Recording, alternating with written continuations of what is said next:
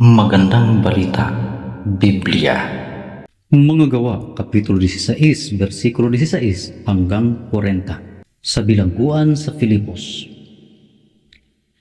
Isang araw, nang kami papunta sa Puok Dalanginan, nasalubong namin ang isang batang babaeng alipin. Sinasapian siya ng masamang espiritu, kaya't siya'y nakakapanghula. Malaki ang kinikita ng kanyang mga amo dahil sa kanyang panghuhula. Sinundan-sundan niya kami ni na Pablo at sumisigaw ng ganito: "Ang mga taong ito'y lingkod ng kataas-taasang Diyos. Ipinapahayag nila sa inyo kung paano kayo maliligtas." Marami ng araw na ginagawa niya iyon, kaya't nainis na si Pablo. Hinarap niya ang bata at sinabi sa espiritu, "Iniuutos ko sa iyo sa pangalan ni Hesukristo, lumabas ka sa babaeng yan."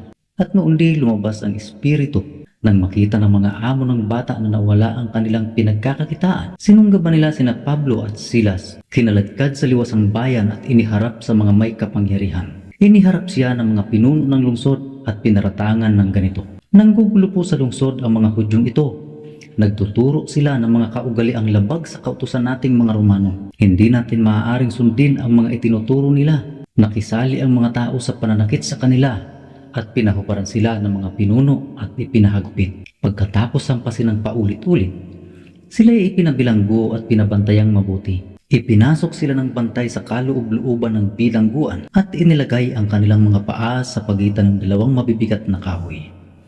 Nang magkahating gabi na, sina Pablo at Silas ay nanalangin at umaawit ng mga himno sa Diyos at nakikinig naman ang ibang mga bilanggo. Walang ano-ano'y lumindol ng malakas at nayanig pati ang mga pundasyon ng bilangguan. Biglang nabuksan ang mga pinto at nakalag ang mga tanikala ng lahat ng bilanggo.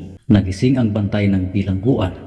At nang makita niyang bukas ang mga pinto, inakala niyang nakatakas ang mga bilanggo. Dahil dito binunot niya ang kanyang tapak at magpapakamatay na sana.